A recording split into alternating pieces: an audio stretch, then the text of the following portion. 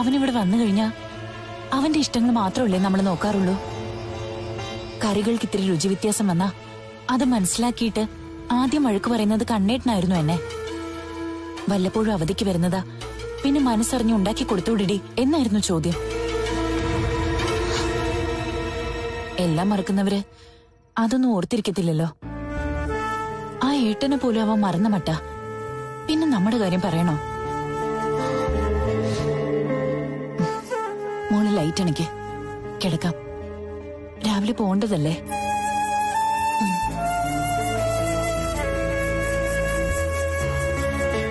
ഞാനിത് എന്റെ മനസ്സിൽ തന്നെ വെച്ചേനെ. അമ്മയെ പോലെ സ്നേഹിച്ച സ്ത്രീയാ ഒരുമാതിരി നാലാംകട സ്ത്രീകളെ പോലെ ഇതൊക്കെ കാട്ടിക്കൂട്ടുന്നത്. ഏട്ടന്റെ മുഖം ഓർക്കുമ്പോ അവരെ കൊല്ലാൻ തോന്നുക. അവരുടെ മനസ്സ് നല്ലതല്ലാത്തോണ്ടാ കണ്ണേട്ടന് ജയിലിൽ കിടക്കേണ്ടി വന്നത്. എനിക്ക് ഓർക്കാൻ പോലും വയ്യ. എന്നാലും അവരുടെ ധൈര്യം അപാര ധൈര്യം തന്നെ.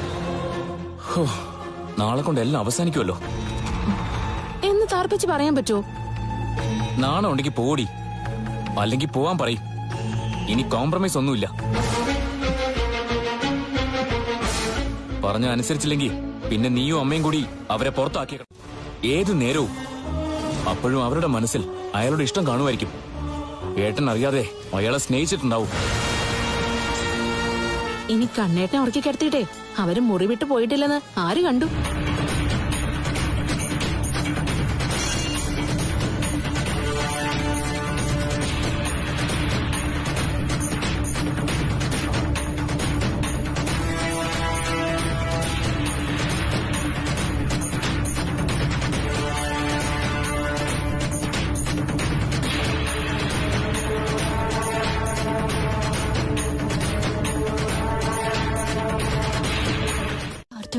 നന്ദനമോൾക്കും വേണ്ടിയാ.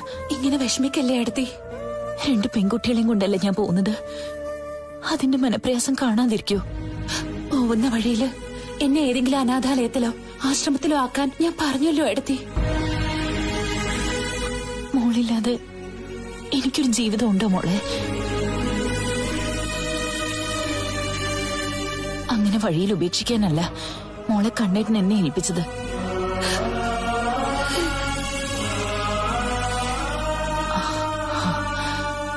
ഇനി കൂടുതൽ സമയമൊന്നും കളയാൻ നിൽക്കണ്ട. കാത്തിരിക്കുന്നവരോട് യാത്ര പറഞ്ഞിട്ട് പോവാം. വാ.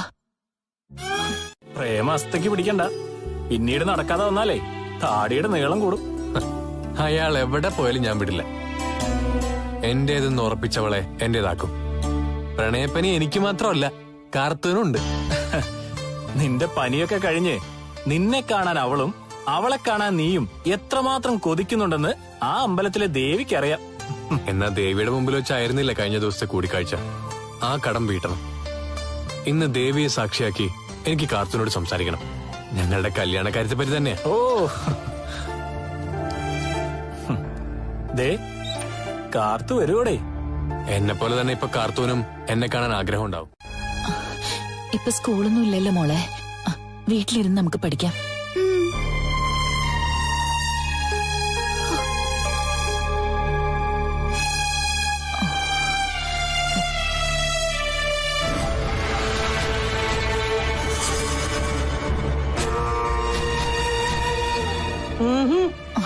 ഇറങ്ങാറായില്ലേ ഇതുവരെ? ദേ, എല്ലാം എടുത്തു വെക്കുന്നതൊക്കെ കൊള്ളാം. ഓരോന്ന് അടിച്ചു മാറ്റിക്കൊണ്ട് പോയേക്കരുത്. ഞങ്ങൾക്ക് ഞങ്ങളുടെ കുറച്ച് വസ്ത്രങ്ങൾ മാത്രം എടുക്കാനുള്ളൂ, അല്ലാതൊന്നുമില്ല. പിന്നെ എന്തിനാ ഈ താങ്ങി തൂങ്ങി നിൽക്കുന്നത്? പെട്ടെന്ന് ഇറങ്ങിക്കൂടെ? ഞങ്ങൾ ഇവിടുന്ന് പോവാ. പിന്നെ ഇനി ഞങ്ങളെ കൊണ്ടുള്ള ശല്യമൊന്നുമില്ല. പിന്നെ ഇങ്ങനെ ധൃതി കൂട്ടണോ അമ്മേ?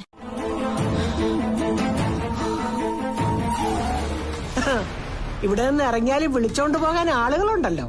വാടകയ്ക്ക് ഒരു വീടൊക്കെ എടുത്തു തന്ന് രണ്ടിനെയും കൂടെ താമസിപ്പിക്കാം. അമ്മ പറഞ്ഞത് ശരിയാ. ഈ നാട്ടില് കുറെ നല്ല ആൾക്കാരുണ്ട്. കണ്ണേട്ടനെ സ്വന്തം ഒന്ന് കരുതി സ്നേഹിക്കുന്നവര്.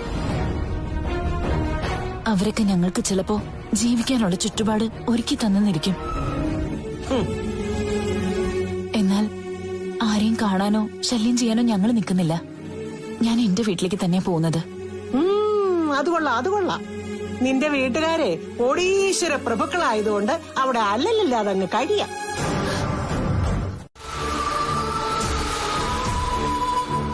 ഞങ്ങൾക്ക് തെറ്റൊന്നും പറ്റിയിട്ടില്ല.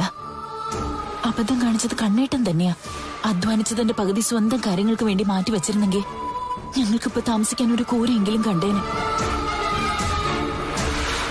അവിടെ ഉണ്ണിയുടെ പഠിത്തവും അവന്റെ ഉയർച്ചയും മാത്രമേ എന്റെ കണ്ണേട്ടൻ സ്വപ്നം കണ്ടിട്ടുള്ളൂ. ഇങ്ങനൊരു ദിവസത്തെ പറ്റി ഒരിക്കലും ചിന്തിച്ചിട്ടില്ല. നീയൊക്കെ ഭാഗ്യം കെട്ട ജന്മങ്ങളാടി. നിന്റെ ഒന്നും സ്വഭാവം ശരിയല്ല, അത് ദൈവത്തിനറിയാം. അതുകൊണ്ടാണ് ഇതൊക്കെ സംഭവിക്കുന്നത്. അതൊക്കെ അവൻ ഇനിയും മനസ്സിലാക്കിയില്ലെങ്കിൽ അത് അവന്റെ നാശത്തിനാണ്.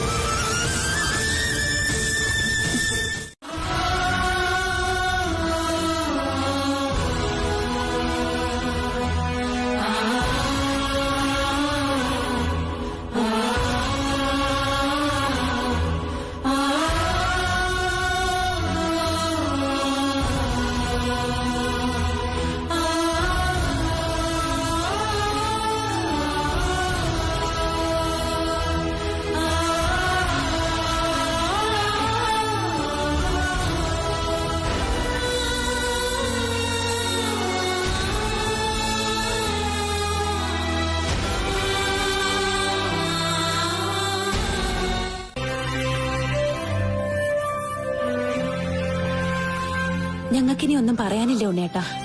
ഉണ്ണേട്ട മനസമാധാനത്തോടെ ജീവിക്ക്. മോളെ, ഇത് കയ്യിൽ വെച്ചോ. വേണ്ട, ഈ പണം കൊണ്ട് ഞങ്ങൾക്ക് ജീവിതകാലം മുഴുവൻ കഴിച്ചുകൂട്ടാൻ പറ്റില്ലല്ലോ. ഒരു ഉപകാരം ചെയ്യണം. ആരും കണ്ണേട്ടനോട് ഈ വിവരം പറയരുത്. ഞങ്ങൾ ഇവിടെ തന്നെ ഉണ്ടെന്ന് എന്റെ ഏട്ടൻ വിശ്വസിച്ചോട്ടെ. ഇവളും പപ്പനുമായിട്ടുള്ള ബന്ധം കണ്ണൻ അറിയണ്ടെന്ന ഇവള് പറഞ്ഞോണ്ട് വരും. പടി ഇറങ്ങി പോകുന്ന നേരത്തെങ്കിലും അമ്മയ്ക്ക് നല്ലത് പറഞ്ഞൂടെ? എന്തെങ്കിലും പറയാനാണെങ്കിൽ അത് ഞങ്ങൾക്കേ പറയാനുള്ളൂ. തൽക്കാലം അല്ലാതെ മറ്റൊരാളെ എന്റെ ചങ്കിനകത്തില്ല. ഒരുപാട് ആൾക്കാർ കാണും. പോവാ എടുത്തി. പോകാന്ന് പറഞ്ഞ് എന്തിനാ നിൽക്കുന്ന? അങ്ങ് പോയിക്കൂടെ? വാ എടുത്തി, മോള് വാ.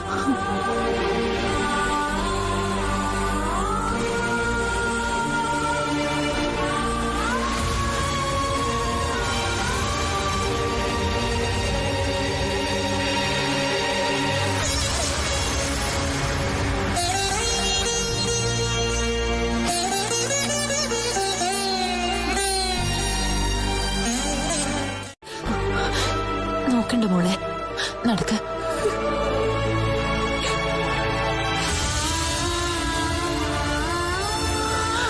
എല്ലായിടവും ഒന്ന് ശുദ്ധിയാകട്ടെ.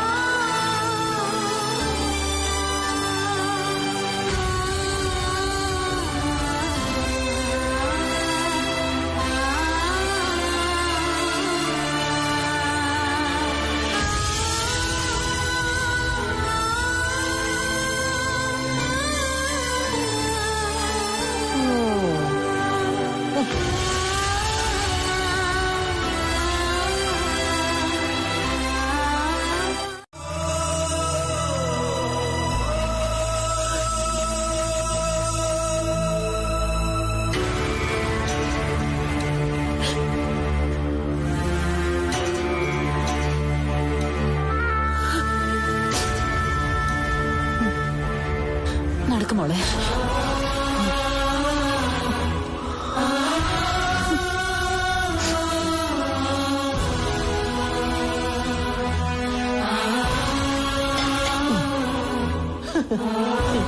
അങ്ങനെ നമ്മൾ ആഗ്രഹിച്ചതുപോലെ തന്നെ നടന്നു അല്ലേ മോളെ?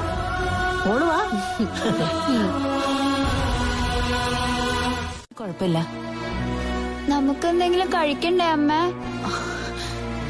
ഇനി വീട്ടിൽ ചെന്നിട്ട് കഴിക്കാൻ മോളെ. പവിത്രയുടെ വീട്ടിലോട്ട് വിളിച്ചു പറയണോ? പറഞ്ഞു കഴിഞ്ഞാൽ ചെല്ലണ്ടെന്നേ പറയൂ. ഇനിയിപ്പോ ഒന്നും നോക്കാനില്ല. ചേച്ചിക്കും ചേട്ടനും മറ്റു ബാധ്യതകളൊന്നുമില്ല. അതുകൊണ്ട് നമ്മൾ അവിടെ നിൽക്കുന്നത് അവർക്ക് അധികപ്പറ്റായി തോന്നേണ്ട കാര്യമില്ല. പിന്നെ ഇങ്ങോട്ടൊന്നും വരാത്തത് മോൾക്കറിയാലോ അമ്മയുടെ സ്വഭാവം. ആഹാരം കഴിക്കുന്ന നേരത്തും എന്തെങ്കിലുമൊക്കെ കുത്തുവാക്ക് പറഞ്ഞുകൊണ്ടിരുന്ന എങ്ങനെയാ വരുന്നത്?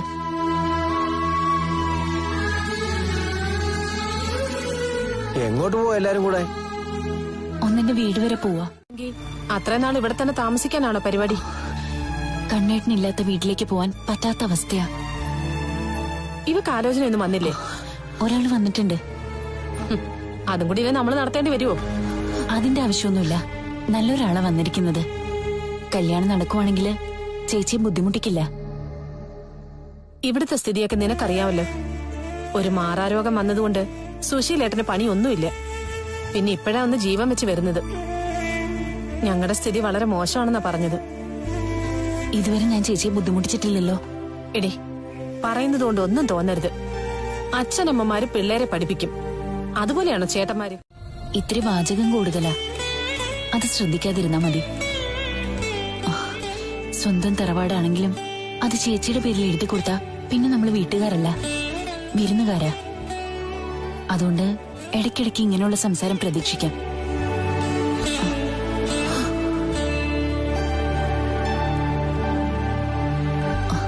മോള് വാ.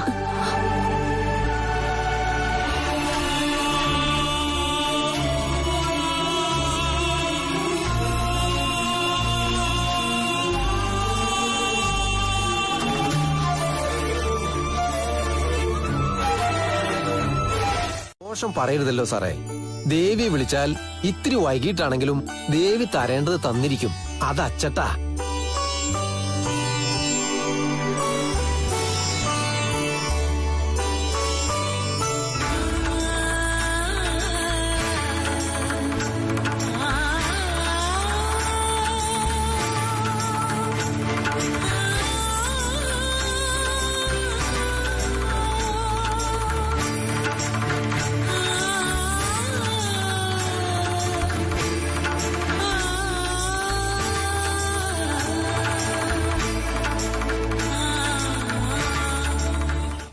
അവൾ ഇനി മിസ്സാക്കില്ല.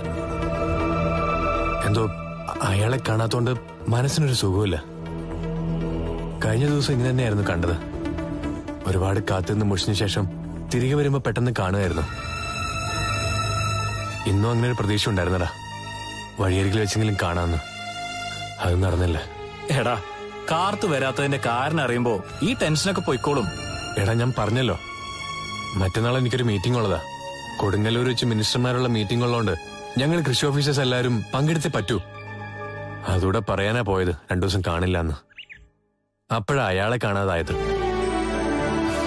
വല്ലാത്തൊരു നിരാശയായിപ്പോയി. പറ്റില്ല. പ്രേമത്തെ കുറച്ച് കടുംപിടുത്തൊക്കെ വേണം. നമ്മൾ നമ്മുടെ മനസ്സിനെ നിയന്ത്രിക്കണം.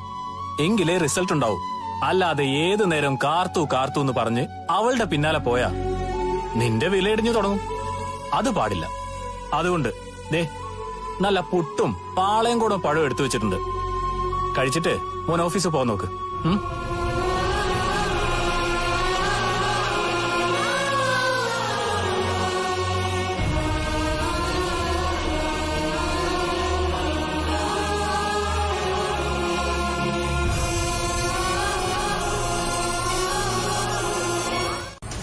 എന്റെ വീട്ടുകാരല്ലാതെ മറ്റാരെയും ഒന്നും അറിയിക്കാതെ നടത്തുന്ന കല്യാണം. എന്നാ അറിയിക്കാടി. എനിക്ക് കുഴപ്പമൊന്നുമില്ല. അയ്യോ വേണ്ടായേ, നേരത്തെ തീരുമാനിച്ച പോലെ അങ്ങ് നടത്തിയാ മതി. ഡേ, ഇപ്പൊ ഇങ്ങനൊരു സംഭവം ഉണ്ടായതുകൊണ്ട് ഞാനും സംശയത്തിന്റെ നിഴലില്ല. പിന്നെ കാർത്തൂന്റെ അടുത്ത് അരുൺ സാറിനൊന്ന് വിളിക്കാൻ പറയും. ഞാൻ വിളിച്ചാലും അവരാരും എടുക്കണമെന്നില്ല. എന്നോട് അത്ര സുഖത്തിലല്ല രണ്ടാളും. പിന്നെ അരുൺ സാറിനെ കാർത്ത് വിവാഹം കഴിക്കണമെന്ന് ഞാൻ പ്രഷർ ചെലുത്തുന്നോണ്ട് അവർക്കെന്നെ വലിയ ഇഷ്ടമല്ല. എടി, അരുൺ സാറും കാർത്തും തമ്മിൽ ഇപ്പൊ പ്രേമത്തിലാ. നാളെ വിവാഹം കഴിഞ്ഞ് ദീപേട്ടൻ പറഞ്ഞ പോലെ നമ്മൾ ഒരുമിച്ച് യാത്ര പോകും.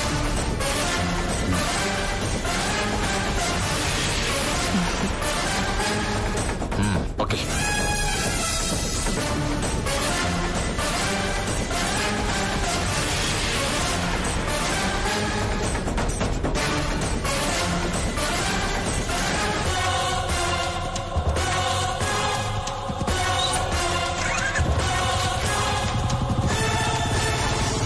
ഇവൻ തന്നെ എനിക്ക് ഭർത്താവായി വരേണ്ടത്.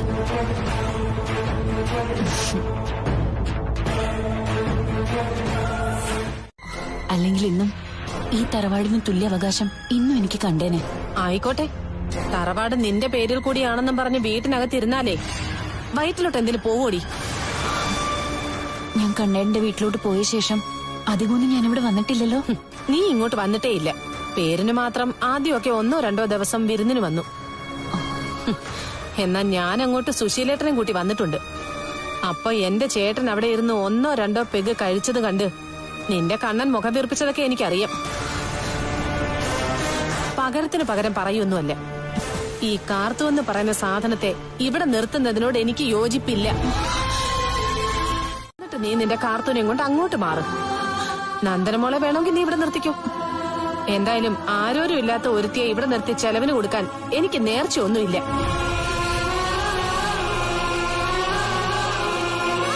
കണ്ണന്റെ അനിയൻ ഡോക്ടറിന് വേണ്ടി പറഞ്ഞു വെച്ചതായിരുന്നല്ലോ കാർത്തൂനെ. എന്നിട്ട് എന്തു പറ്റി? എടി, എല്ലാവരും അങ്ങനെയാ. ഒരു ഘട്ടം കഴിഞ്ഞ അവരവരുടെ നിലനിൽപ്പേ നോക്കൂ. അല്ലാതെ അധ്വാനിച്ച കഥകളും ദേഹമുയർത്ത കഥയൊന്നും ആരും ഓർക്കത്തില്ല.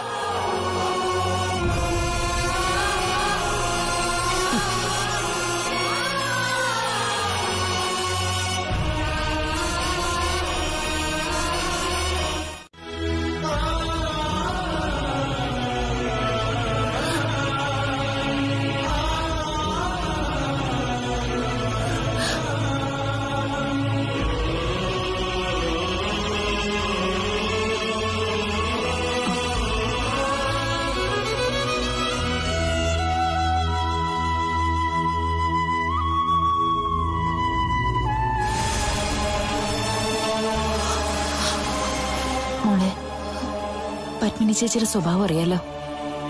എന്തെങ്കിലുമൊക്കെ വളവളാന്ന് സംസാരിക്കും. അത് കേട്ട ഭാവം നടിക്കണ്ട. ഞാൻ ഏതെങ്കിലും അനാഥാശ്രമത്തിലേക്ക് പോയിക്കൊള്ളാൻ കുറ്റം പറയുന്നത് കേൾക്കാൻ. മോൾ അകത്ത് സംസാരം വല്ലതും കേട്ടായിരുന്നോ? കേൾക്കാൻ വേണ്ടിയാണല്ലോ പറയുന്നത്. അപ്പൊ കേട്ട് കാണും. അതുകൊണ്ടാണ് ഞാൻ പറഞ്ഞത് ചേച്ചിയുടെ ഭാഗത്തേക്ക് ശ്രദ്ധിക്കേണ്ടെന്ന്. എത്രയാന്ന് കരുതി ശ്രദ്ധിക്കാതിരിക്കുവായിരുത്തി. നാളെ എവിടെയും പ്രശ്നങ്ങളുണ്ടായാ അതും എന്റെ ഭാഗ്യദോഷം കൊണ്ടാന്ന് ഇവിടെയുള്ളവർ കരുതിയാ തെറ്റ് പറയാൻ പറ്റില്ല. എങ്ങോട്ടും കയറി ചെല്ലാൻ വേറെ ഇടവുമില്ലല്ലോ മോളെ. പിന്നെ ഒരു മാർഗമുള്ളത് ഒന്നിച്ച് മരിക്കുക എന്നുള്ളതാ. കണ്ണേട്ടിനെ കുറിച്ച് ഓർക്കുമ്പോ അത് കഴിയുന്നില്ല. മോശ അവസ്ഥ ഒക്കെ എല്ലാവർക്കും ഉണ്ടാവും. ആ സമയത്ത് കൂടെ നിൽക്കണം. അതാ ഞാൻ പഠിച്ചിട്ടുള്ളത്. അല്ലേ എന്റെ പപ്പി, നീ ഒന്ന് വന്നേ. വാ.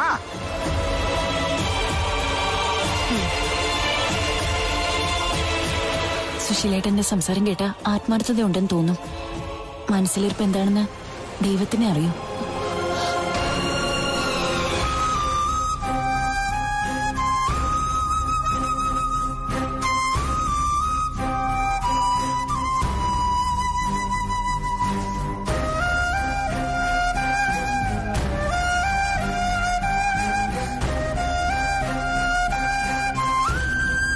കാര്യമില്ല. ആണ്ടിനും സംക്രാന്തിക്കും വരും. ഏട്ടന് സുഖമാണെന്ന് ചോദിക്കാനല്ല, ഇതുപോലുള്ള കാര്യങ്ങൾ പറയാം. എടാ, നിന്നെക്കാളും എനിക്ക് വിശ്വാസമുള്ള എന്റെ പാപ്പനെ. അവൻ മുണ്ട് മുറുക്കി കൊടുത്താലും എന്റെ വിശപ്പം മാറിയൊന്ന് അന്വേഷിക്കുന്ന കൂട്ടുകാരനാ. അവനെ ചെളിവാരി അറിയാൻ നോക്കണ്ട. അർദ്ധരാത്രി കഴിയുമ്പോഴേ നീ കൂർക്കം വലിച്ച് കിടന്നുറങ്ങാതെ വീട്ടിനകത്ത് കയറുന്നത് ആരാണെന്ന് നോക്കണം. അപ്പോഴറിയാൻ കഴിയും ആരാരെ കാണാനാ വന്നോന്ന്. ശരി, ഇനി ഞാൻ ഒന്നും പറയുന്നില്ല.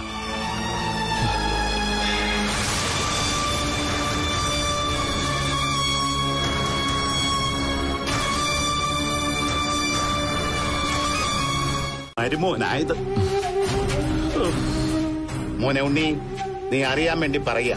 പവിത്ര വീടിന് പുറത്തായ സ്ഥിതിക്ക് പാപ്പന് നിന്നോടും വിജിതയോടുമുള്ള ദേഷ്യം കൂടും. അതുകൊണ്ട് ഇനി അവൻ വേറെ ആരെങ്കിലും പറഞ്ഞ് അങ്ങോട്ട് വിടും. വരുന്നവൻ ചിലപ്പോ ജനലിന് ടോർച്ചടിക്കും, ചിലപ്പോ വാതിലിനും ജനലിനും ഒക്കെ തട്ടിയെന്നിരിക്കും. പവിത്ര പോയിട്ടും അങ്ങനെയൊക്കെ സംഭവിച്ചാൽ പിന്നെ നീയും കനകേച്ചിയും എന്റെ മോളെ സംശയിക്കുമല്ലോ. ഇല്ല മാമ, ഞാൻ ഒരിക്കലും വിജിതയെ സംശയിക്കില്ല. അവളുടെ മനസ്സെന്താണെന്ന് എനിക്കറിയാം.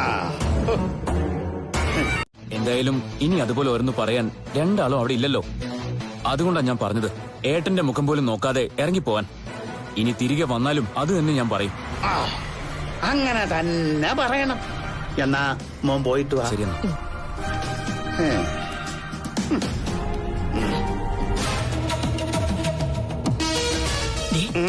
അവനങ്ങ് മിടുക്കനായി പോയി അല്ലേ കർണേട്ടാ? എടി, ഈ മിടുക്കന് ഒരു 10 ലക്ഷത്തിന്റെ ചെക്ക് എഴുതി കൊടുക്കേണ്ടതാ. പക്ഷെ ഇനി നമ്മുടെ മോടെ മനസ്സിലിരിപ്പ് എന്താണെന്ന് അറിഞ്ഞിട്ടേ ഞാൻ കാശ് മുടക്കും. അവളിപ്പോ 2 വള്ളത്തിലും കാലെടുത്ത് വെച്ചിരിക്കുകയാണല്ലോ. എങ്ങോട്ട് ചാടുവെന്ന് നോക്കാം.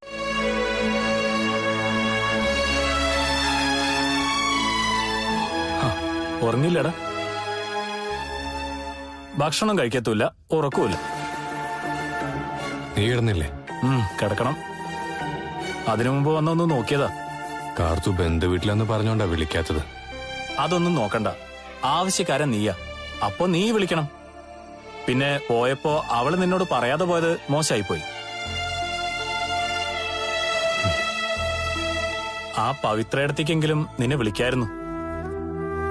നാളെ മുതൽ ഞാനിവിടെ കാണില്ല. പിന്നെ വന്നു കഴിഞ്ഞാൽ കുറച്ചു ദിവസമുള്ളിൽ ഈ നാട്ടിൽ നിന്ന് പോവാൻ വേണം. അതിനു മുമ്പ് കാര്യങ്ങൾക്കൊരു ഒത്തുതീർപ്പ് വേണം. അത് നമുക്ക് എന്തെങ്കിലും പറഞ്ഞ് നിർത്താം. പ്രായം വേഗത്തിൽ ഓടി പോകുന്നതാ പ്രശ്നം. നിന്നേക്കാൾ 2 വർഷം മാത്രം പ്രായമുള്ള ഏട്ടന്റെ കല്യാണം കഴിഞ്ഞിട്ട് 4-5 വർഷമായി. അയാള് 10-27 വയസ്സായപ്പോ കെട്ടി.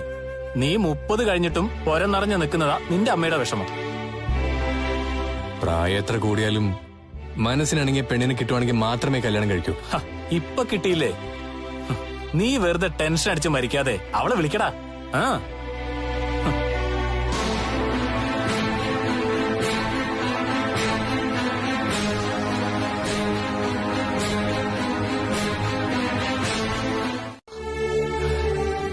എനിക്കറിയാം അതായിരിക്കും കാരണമെന്ന്.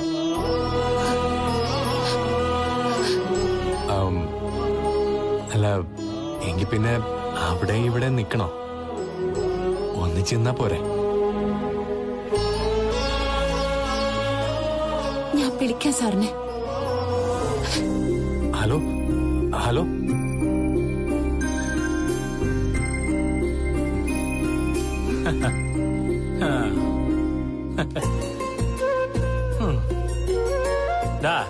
ഇപ്പോഴാ നീ ആൺകുട്ടിയായത്. ചോദിക്കേണ്ടത് ചോദിച്ചു. എന്നിട്ടും മറുപടി ഒന്നും കിട്ടിയില്ല. പവിത്രയെടുത്തി, എന്നെ സ്നേഹിച്ചവർക്കെല്ലാം തകർച്ചയുണ്ടാവുമെന്ന് ഇപ്പൊ ഇടത്തേക്ക് എടുത്തിയുടെ സ്വന്തം ജീവിതം കൊണ്ട് എന്നെ മനസ്സിലായില്ലേ? എനിക്കൊന്നും മനസ്സിലായിട്ടില്ല. മറ്റുള്ളവരുടെ കുത്തുവാക്കുകൾ കേൾക്കുന്നതിനേക്കാൾ എത്രയോ നല്ലതാ സ്വന്തം ഭർത്താവിനൊപ്പം സന്തോഷത്തോടെ സുഖത്തോടെ ജീവിക്കുന്നത്. അരുൺ സാർ ഇപ്പോഴും അങ്ങനെയൊക്കെ തന്നെയാ ജീവിക്കുന്നത്. ഞാനുമായി കൂടി ചേരുന്നതോടെ അതിന് മാറ്റം വരുമല്ലോ എടുത്തി. എന്റെ ഉള്ളിൽ സ്നേഹമുണ്ട്. അദ്ദേഹത്തെ ഞാൻ ആരാധിക്കുന്നുണ്ട്. എന്നാ അത്രയും നല്ലൊരു മനുഷ്യനെ കരയിക്കാൻ ഞാൻ ഇഷ്ടപ്പെടുന്നില്ല. ഇങ്ങനെയൊക്കെ ചിന്തിക്കുന്ന മനുഷ്യനുണ്ടാവോ? എന്നിട്ടെന്താ ഏടത്തി അങ്ങനെ നോക്കാതിരുന്നേ? എന്നെ കൂടെ കൂട്ടിയത് എന്തിനാ?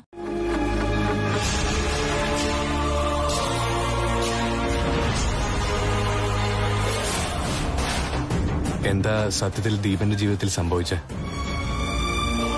കോളേജിൽ വെച്ച് ഉടലെടുത്ത പ്രണയ അല്പസ്വല്പം രാഷ്ട്രീയവും കലയായി നടന്ന എന്നോട് അവൾക്കൊരു ആരാധനയുണ്ടായിരുന്നു. പിന്നെ ഞാൻ പറഞ്ഞിരുന്നല്ലോ, അവളെ ശല്യം ചെയ്ത പൂവാലന്മാരെ ഇടിച്ച് പദം വരുത്തിയപ്പോ അവള് പിന്നെ ആരാധന മനസ്സിൽ വെച്ചുകൊണ്ട് നടന്നില്ല. തുറന്നു പറഞ്ഞു, സ്നേഹിച്ചു.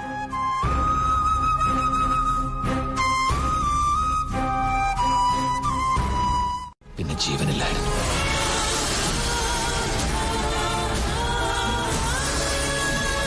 എല്ലാം ചെയ്തു കഴിഞ്ഞിട്ടാ ചെയ്തു പോയ തെറ്റിന്റെ വലിപ്പം എത്രയാന്ന് വിജിത അറിഞ്ഞത്.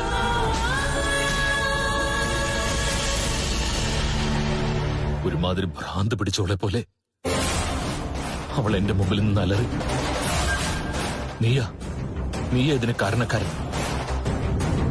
എന്നോടുള്ള നിന്റെ സ്നേഹം നഷ്ടപ്പെടുത്തിയവളെ ഞാൻ കൊന്നെങ്കിൽ അതിന് കാരണക്കാരൻ നീ മാത്രം എന്നവൾ ഉച്ചത്തിൽ വിളിച്ചു പറഞ്ഞു.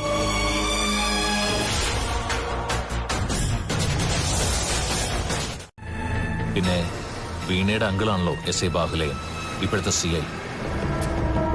അയാളാ എന്റെ ശരീരം നന്നായി ചതച്ചത്. ജയിലിൽ നിന്ന് ഇറങ്ങിയ ജീവിക്കാൻ സമ്മതിക്കില്ലെന്ന് അയാൾ പറഞ്ഞിട്ടുണ്ട്. കുറ്റം പറയാൻ പറ്റില്ല. അയാളുടെ പെങ്ങളുടെ മോളെയാണല്ലോ അയാളുടെ ദൃഷ്ടിയിൽ ഞാൻ കൊന്നിരിക്കുന്നത്. നീ അനുഭവിച്ച വേദനയ്ക്ക് നിന്റെ മുമ്പിൽ നല്ലൊരു ജീവിതമുണ്ട് ദീപ.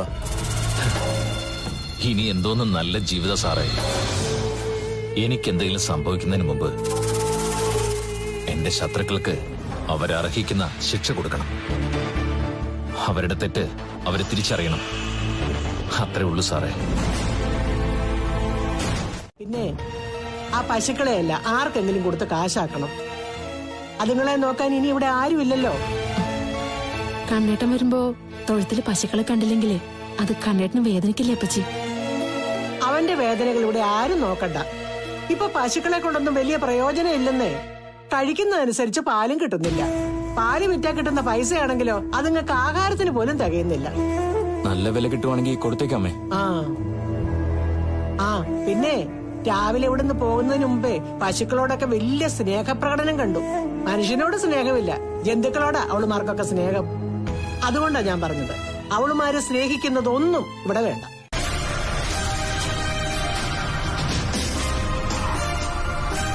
മോളെ, ഞാനൊരു കാര്യം ചോദിക്കാൻ വിട്ടുപോയി.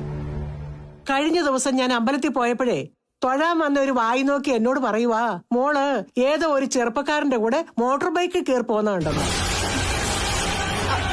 ഞാനോ? അതാ ആ പവിത്രയുടെയും കാത്തൂന്റെ ഒക്കെ ഇഷ്ടക്കാരായിരിക്കും.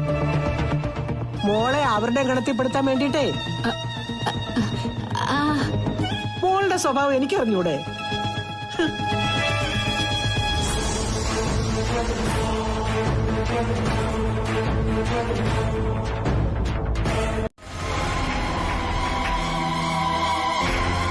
കല്യാണ കഥ അടുപ്പിച്ചിട്ട് ഞങ്ങൾ പോലും വരണ്ടെന്നാണല്ലോ നീ ഇപ്പൊ പറയുന്നത്. ഞാൻ പറഞ്ഞില്ലോ സാറേ, കാവശ്ശേരി കരുണന്റെ കുറച്ച് പണം മുടിപ്പിക്കാം. അതിനപ്പുറം മറ്റൊന്നും ഉദ്ദേശിച്ചിട്ടല്ല ഇത് ചെയ്യുന്നത്. കരുണനും സുധാമണിക്കും നഷ്ടങ്ങളുണ്ടാവണം. അതുണ്ടായി കഴിഞ്ഞു. ഇന്നത് പൂർത്തിയാവും. പൂർത്തിയാവെന്ന് പറഞ്ഞ എന്നോട് കൂടുതൽ ഒന്നും ചോദിക്കരുത്. ചിലപ്പോ നമ്മുടെ അവസാനത്തെ കൂടിക്കാഴ്ച അയക്ക ഇത്. എന്നുവെച്ചാ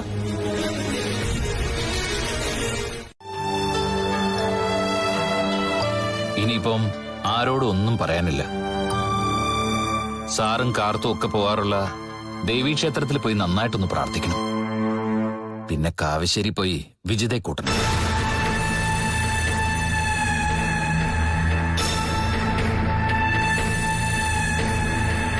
അതിനുശേഷമാണ് ഞങ്ങളുടെ താലികെട്ട്.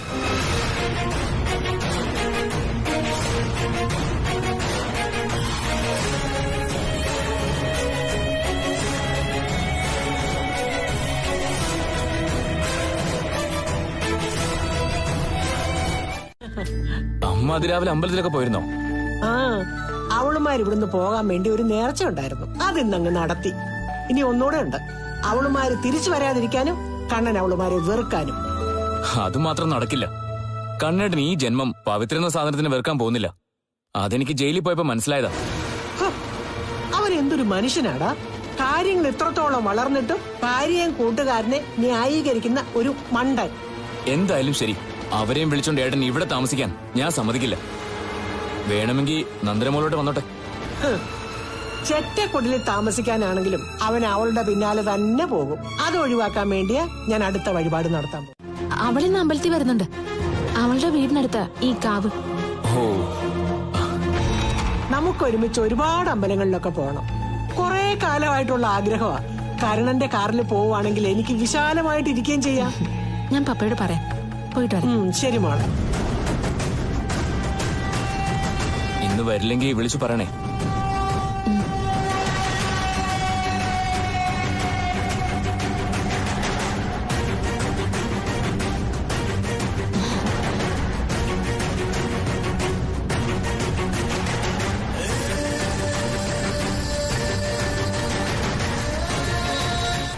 ദീപനാണെന്ന് ഉണ്ണി മനസ്സിലാക്കത്തില്ലേ?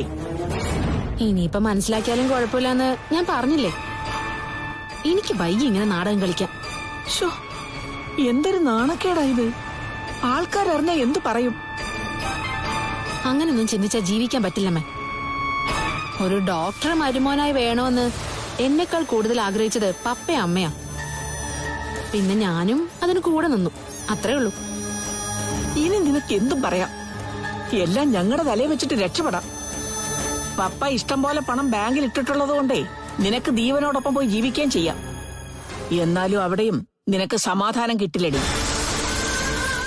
അന്ന് അവൻ നിന്നെ തള്ളിക്കളഞ്ഞ പിന്നെ നിന്റെ ഭാവി എന്താ? ഭാവിയും ഭൂതവും വർത്തമാനമൊന്നും ഞാൻ നോക്കുന്നില്ല. വരുന്നത് വരുന്നിടത്ത് വെച്ച് കാണാം എന്നുള്ള ചിന്തയോടെ മുന്നോട്ട് പോവാം.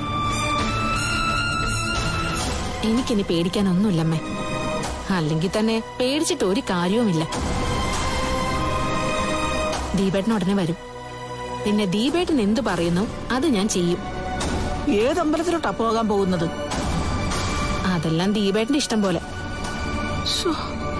ഉണ്ണി വിളിക്കോ വരുവോ ഒന്നും അറിയത്തില്ല.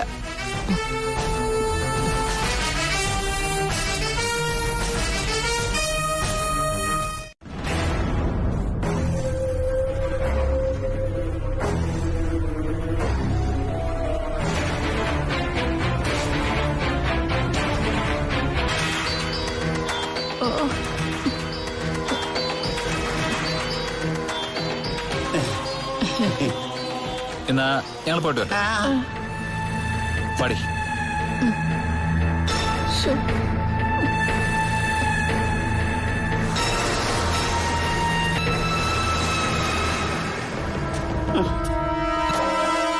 ഇപ്പോഴെങ്ങാണോ ആ ഉണ്ണി ഇങ്ങോട്ട് വരുവോ എന്തോ. കേറി വരുമ്പോ അവനായിരിക്കും ഇവർക്ക് നിമിത്തം. കുറ്റം കണ്ടില്ലേ? അവക്ക് അവനോടൊപ്പം ജീവിക്കുന്ന കരുണേട്ടാ ഇഷ്ടം. ഇനിയിപ്പോ അതൊക്കെ സഹിച്ചേ പറ്റൂ സുധേ. സാഹചര്യം അതായി പോയി. ഉണ്ണി വിളിച്ചാ നമ്മൾ എന്ത് പറയും? ഉണ്ണി വിളിച്ചാലേ അവന്റെ ഭാര്യയെ കാക്ക കുത്തിക്കൊണ്ടുവന്ന് പറ. അല്ല ഞാൻ എന്താ പറയാനാ? ഉണ്ണി വന്നാൽ നിങ്ങൾ തന്നെ എല്ലാത്തിനും മറുപടി പറഞ്ഞോണം. ഒരുപാട് പൊട്ടം കളിച്ചോണ്ട് നിൽക്കുക.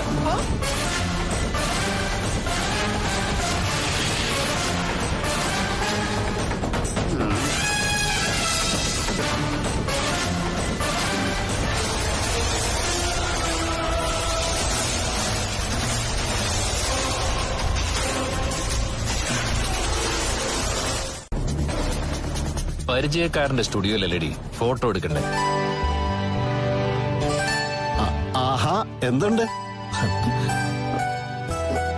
അല്ല, ഇത് കരുണമൂലയുടെ മോളല്ലേ? എന്താ നിങ്ങളൊന്നിച്ച്? ഞങ്ങളൊരു ഫോട്ടോ എടുക്കാൻ വന്നതാ. അതിനു മുൻപ് ഇവളൊരു ഫോട്ടോ കാണിക്കണമെന്ന് തോന്നി. ഓ ഓ,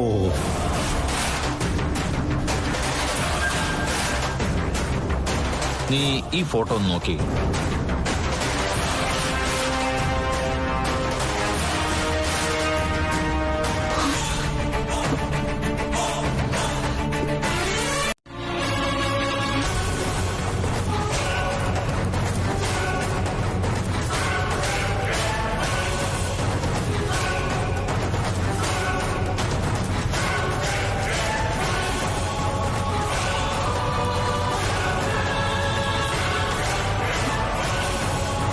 എന്നെ ഒന്നും ചെയ്യരുത്. കേറടി, കേറി.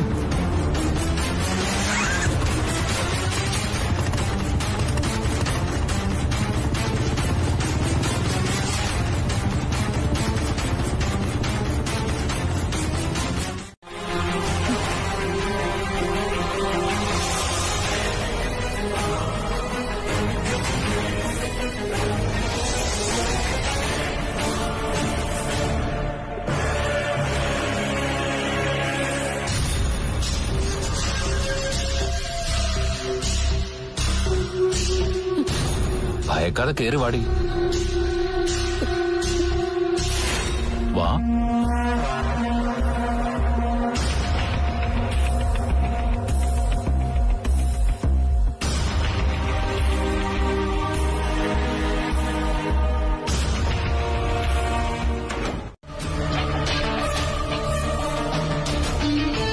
എടി, അങ്ങനെ ജീവിക്കണമെങ്കിൽ നിയമപരമായി നമ്മൾ ഒന്നായില്ലെങ്കിലും നമ്മുടെ മനസാക്ഷിക്ക് നമ്മൾ ഒന്നായെന്ന് തോന്നണ്ടേ? അതിനെന്ത് വേണം?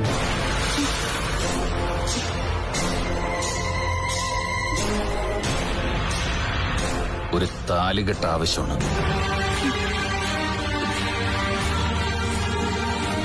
നീ എന്നെ വലിയ ഇഷ്ടമാണെന്ന് പറഞ്ഞു. എന്നിട്ട് സ്വന്തം മുറച്ചിറക്കന്റെ താലി കഴുത്തിലിട്ടു. നുണ പറയുന്ന നാവാ നിന്റെ. പിന്നെ നിന്നെ വിശ്വാസത്തിലെടുക്കാൻ പറ്റൂ? കെട്ടാൻ പോകുന്ന പയ്യന്റെ പദവിയാ നീ ഓർത്തത്. ഡോക്ടർ ഉണ്ണിയുടെ ഭാര്യ എവിടെ കിടക്കുന്നു, ജയിൽ പുള്ളിയുടെ ഭാര്യ എവിടെ കിടക്കുന്നു, അല്ലേ? തെറ്റ് ചെയ്തു. എനിക്കൊന്നും പറയാനില്ല.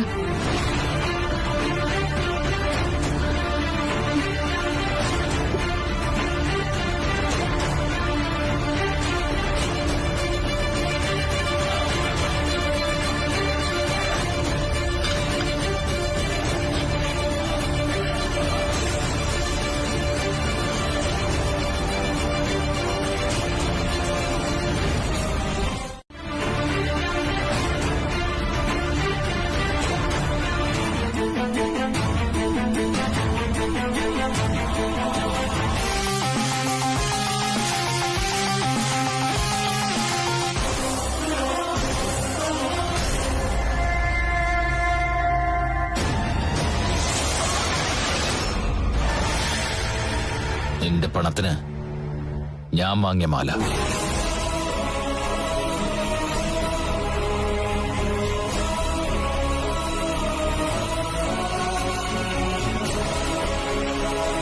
ഇപ്പൊ എന്ത് തോന്നുന്നു?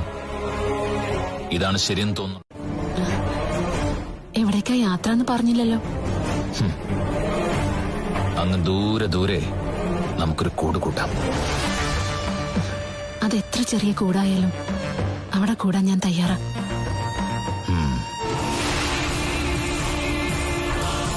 കൂടണം, കൂടിയേ തീരൂ.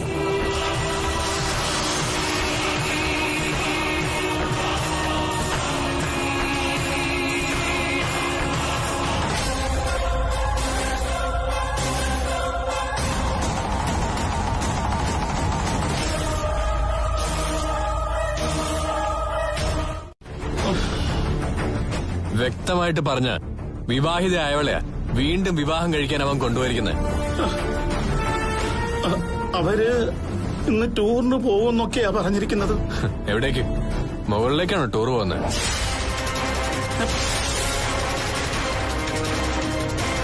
അതൊക്കെ പോട്ടെ, മതിലകത്തുനിന്ന് 2-3 പേര് പുറത്തു പോയല്ലോ. പവിത്രയുടെ വീട്ടിലൊരു കല്യാണം ഉണ്ടെന്നാ പറഞ്ഞത്. അതാണോ സത്യം? അതോ അവരെ നിങ്ങളെല്ലാവരും കൂടി ചേർന്ന് പുറത്താക്കിയതാണോ? ഞങ്ങൾക്കൊന്നും അറിയത്തില്ല സാറേ. അവര് കല്യാണത്തിന് പോയെന്നാ ഞങ്ങളും അറിഞ്ഞത്.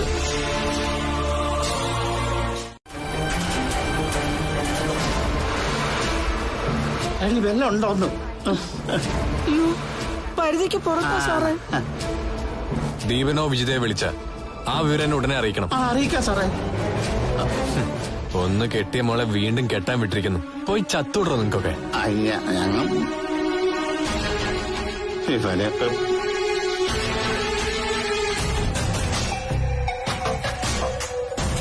ഒരുത്തന്റെ ശല്യം തീരാറായി.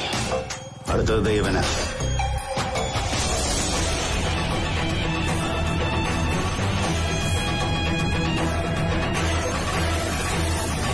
ഇനിയും കൂടെ ദിവസങ്ങൾ കിടക്കുമല്ലേ?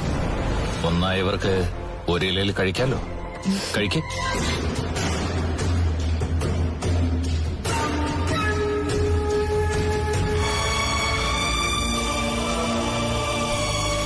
ഇപ്പോഴേ എനിക്ക് ആശ്വാസമായത്. അപ്പോ എല്ലാം അറിഞ്ഞു വെച്ചിട്ടായിരുന്നു ഈ നാടകമൊക്കെ കളിച്ചത്.